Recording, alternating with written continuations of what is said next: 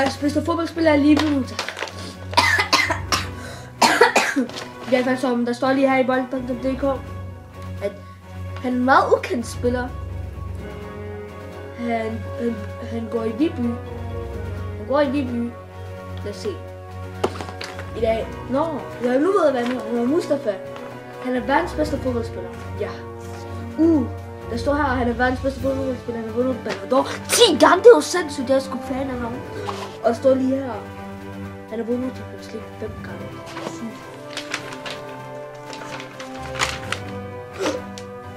De tager pis på mig.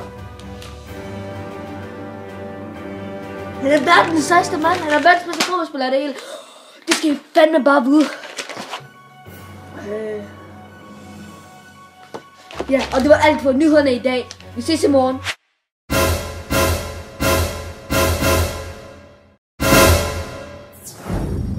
Er du grim?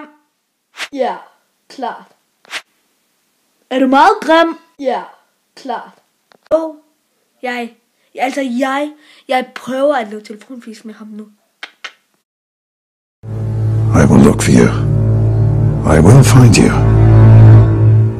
And I will kill you.